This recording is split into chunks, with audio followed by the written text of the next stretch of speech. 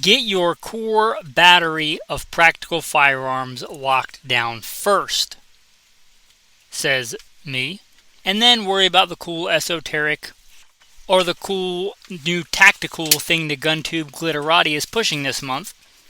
That's fine, but get your core battery squared away first. That's what we're going to talk about today. Welcome to Gunfighter Life, where we talk about guns, gunfighting, tactics, ballistics, survival the right way with Almighty God at the center, Judeo-Christian values, and real-world first-hand experience, as in military, law enforcement, private contracting, hunting, competition shooting, etc. See link in the show notes.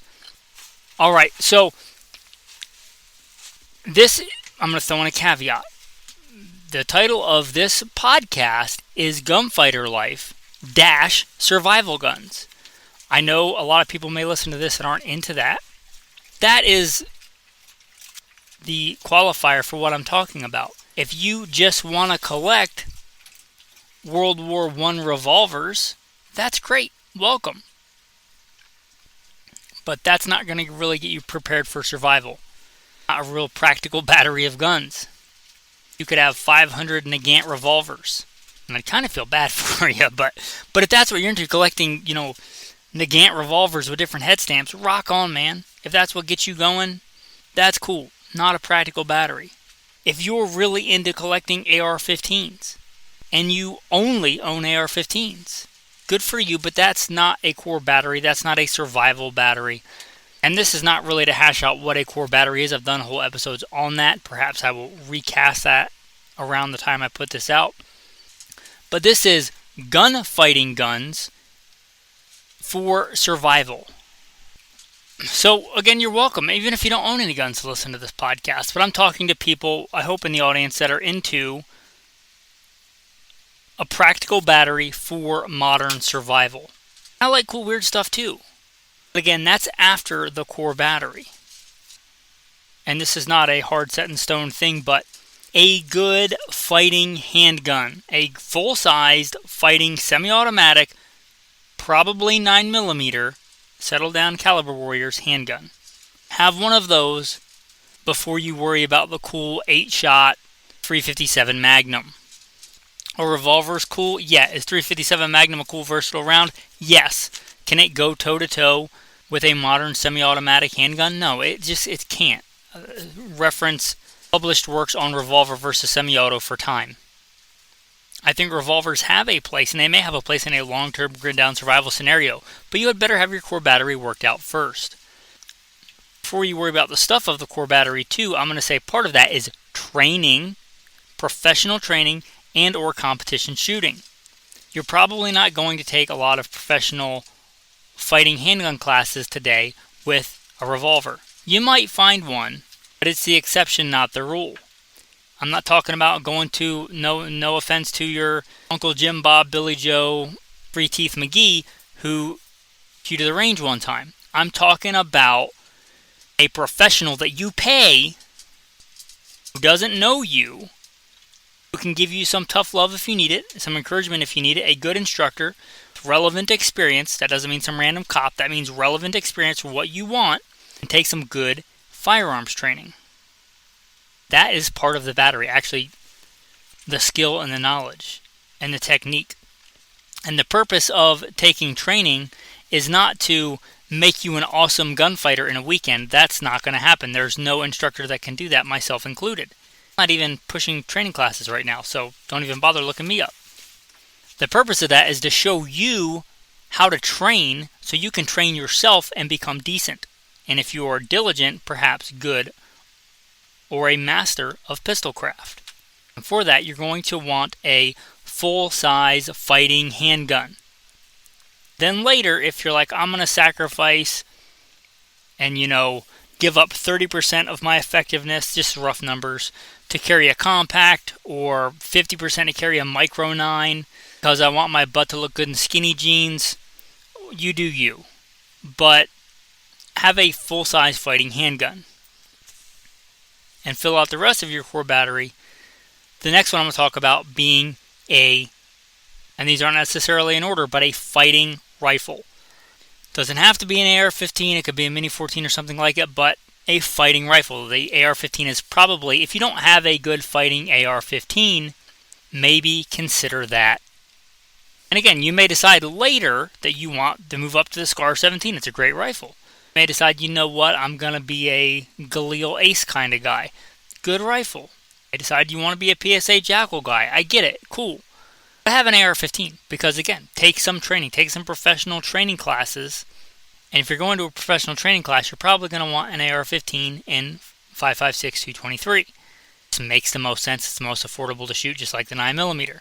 Like 45. When I got into competition shooting, I was shooting 45, and I quickly realized, even reloading, I could shoot about twice as much with 9mm. Shooting twice as much is way more important for the combat effectiveness, or let's say survival effectiveness, than it's a 45 because they don't make a 46. Still have a 45. I can't remember last time I shot it. It's been a while. Shoot 9mm all the time because it's more affordable. It's the most logical choice. So, again, can you get a 45? Yeah, but have a good fighting handgun first. Unless you're just made of money, probably get a full-size fighting handgun and 9mm. For the fighting rifle, can you get something else later? Yeah, but come on. What are you, French? Why don't you have... Even the French have the HK416. That's a good fighting AR-15. Why don't you have a good fighting AR-15? If you're like, oh, it's boring. Okay, well, get the skill with that, and then if you've mastered it, if you decide you want something else, then get that later. But the core battery, get an AR-15 or something very close to it. Take a training class. I've had a lot of training, as you might imagine, from the bio. Some of the best that I've seen available to civilians, and I get no kickback from these. I don't think these guys even know that I do a podcast, but they've trained me in the past, and that would be PFC out of Las Vegas, Progressive Force Concepts. Again, I don't want to get any kickback from them or anything. Progressive Force Concepts. Look up relevant class, whatever they call it, handgun fighting 101 or rifle fighting 101. Take that class. I've talked about moving on the versatility of the shotgun. I've talked about that a lot. If I could only have one long gun, you give me no caveats for the apocalypse. You're not telling me what the peanut butter and chocolate hitting the fan looks like. You are not telling me that it's Red Dawn or it's XYZ fantasy football version of the apocalypse thing that you've dreamed up. But you're just saying the world as we know it is coming to an end. It's going to be drastically different and more violent soon. More uncertain. No supply chain. Whatever. What are you taking? I'm going to take a shotgun for my one long gun. Why? It's the most versatile. As you might imagine from the bio, I've been in some hairy situations as far as combat goes. Still, those numbers pale in comparison to the times I've had to eat. When it comes to putting food on the table when I'm out in the backcountry, nothing, in my opinion, rivals the shotgun for pure versatility. It's a good close-in combat weapon. It's one of the greatest CQB weapons. It's a great urban weapon. It's a great wilderness weapon. It'll take anything from a mourning dove to a grizzly bear with the appropriate ammo. And still, if you're trying to eat the thing, leave enough there to eat. It's very versatile. Get a good, repeatable firepower shotgun, semi-auto or pump. You can get good semi-autos fairly affordably. It's going to cost you 2 to 3 times as much to get a good, not a made-in-Turkey knockoff, a good fighting semi-automatic shotgun. So if it's your first one, you're building a battery, you might look at a pump.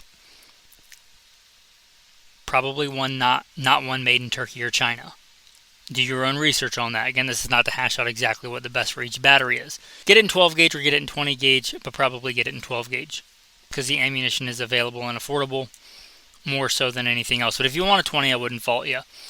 Next, rimfire. This is the other great thing that comes up. People are like, oh, the shotgun's not as good because I can run out in just my Crocs, camo ones, of course, some M81 Woodland pants, maybe a gas mask when my pocket's full of 22 ammo and survive the apocalypse.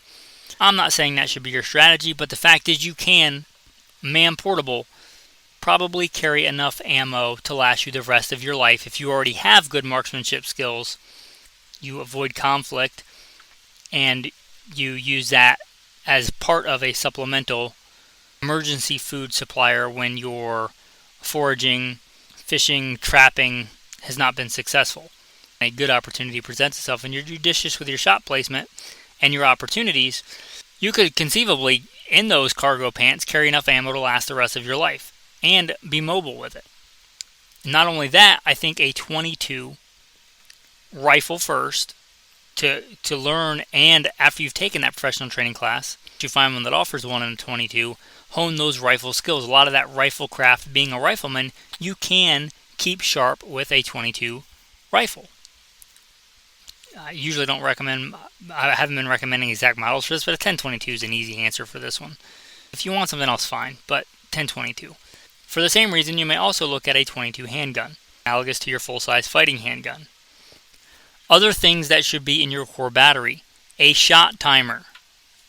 Before you worry about, oh, the Glock 55X just came out, or whatever number they're on, and it's exactly like the Glock that I have, except it has 2 more serrations cut in it.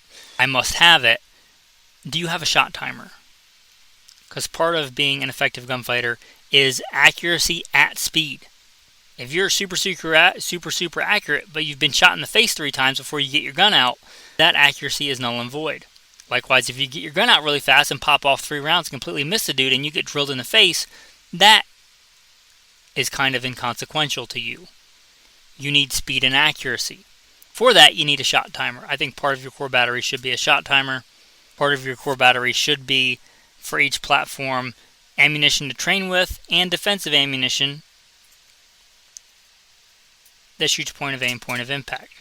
If you live west of the Mississippi and you want to add a dedicated hunting rifle to that, and you're an avid hunter,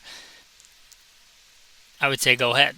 Live east of the Mississippi, in almost every place, I don't care how country you think you are, if there's a Dollar Tree within 5 miles of your house, you're probably not that country. And I know there may be a lot of deer now, but that's when most people go to Walmart to get their food.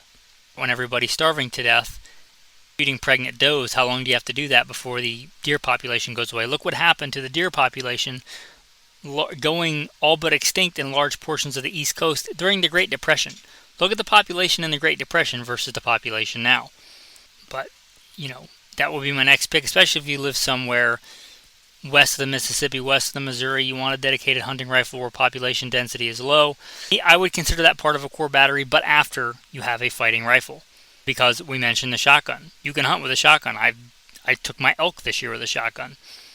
And part of that felt really good, just to buck the trend of all the gun tube glitterati saying you need a 20 power scope and some brand new high BC ultra whiz bang adamantium case round to shoot elk at 1,000 yards when I shot mine with a shotgun. And if you have a shotgun, it's in a survival situation probably a better hunting tool than your go-to hunting rifle, because you don't know what you're going to get, and you might be moving around. Probably, if you're in the apocalypse, you probably shouldn't be spending 8 hours of your day sitting in a deer stand. Who's watching your family? You're probably walking around, and if you jump a deer, you're probably shooting it on the move, a skill you should probably know. A skill best acquired with the shotgun. So what if you're out going deer hunting and you see a couple grouse? Well, the shotgun's better for that than the hunting rifle. But I would put a hunting rifle kind of in there in your core battery. Now, once you have the core battery, again, if you're like, I really want my butt to look good in skinny jeans or whatever, and you want a little baby #MeToo 380, okay, fine, but have the core battery first. If you're like, you know what, I want a lever action 4570, and I'm going to grow a sweet stash like Quigley Down Under, and that's my apocalypse plan, at least have the core battery and a good modern fighting rifle in case you actually start getting hot rocks thrown at you at 2,800 feet a second and you change your mind. You might want an actual fighting rifle. So, again, you can have that stuff, but have the core battery first. And I would say train with the core battery first. If you're like, I got my core battery, now I want that 4570 with M-lock rails on it. Okay, but have you had professional firearms training? Maybe take that $1,500 you were going to spend on that gun and the $2 per every round you were going to spend and go take a tactical training class. Even make you better with the lever action, because a lot of that core skill will transfer over. Again, if you want to collect other stuff, that's great. If you, after you have your core battery, you want to collect Nagant revolvers or, Jimenez 25 autos, go ahead. But I think if you're into this for practical application and for survival, have that core battery covered first. And again, part of that is training, the other appropriate equipment, a shot timer, maybe a range membership if you live somewhere where you have to shoot at an actual range. For a lot of people, sadly, that's the way that it is. Maybe before you buy the next gun outside the core battery, get a year range membership. You can actually shoot the guns you have instead of getting another gun when you have 2 guns you haven't shot already. That just bothers me. If I get a new gun and it's like a week and I haven't shot it yet, it kind of drives me crazy.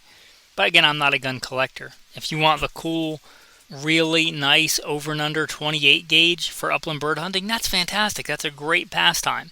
But if the peanut butter and chocolate hits the fan, you may want a good repeatable more than 2-shot shotgun. So maybe start with a pump or a semi-auto versatile shotgun. And then if you want the $40,000 Purdy 28 gauge over and under, have at it. As nice as that shotgun is, it probably isn't what you'd pick if the stuff was hitting the fan tomorrow, would it? And again, this is if you're into preparedness, into survival, and you care about practical fighting guns and survival guns, including hunting. I say this stuff because I care. Again, if you just want the next latest and greatest thing, the next, Me Too Micro 9 or whatever, okay, but is your core battery covered first? I don't even care if you want to slum it and get a Glock. If you want to run the garbage Glock, get it.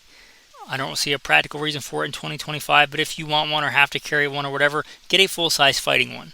And then maybe get the baby Glock, the 42 or the 43 or the 26, but have a full-size fighting one first. Maybe a 17 or a 47 or whatever the hot full-size one is right now. Brief tangent here. You ever notice how a lot of these micro guns come out and they're like, oh, it's so compact, it's so tiny, and then pretty predictably after that, in a short amount of time, they're like, oh, let's introduce it with a longer grip. Let's introduce it with a longer slide. Let's introduce it with longer mags. Let's introduce it with a compensator. And you look at it, and it's a full-size handgun. You're like, oh, probably because full-size handguns are better. Maybe I could have just done that to start with and saved myself $1,000. Get a full-size fighting handgun. Worry about how you fit it in your skinny jeans later. Anyway, with that, guys, your tactical tip of the day. Learn to run those battery guns with iron sights first. Like when you get your AR, there's a lot of really good backup iron sights.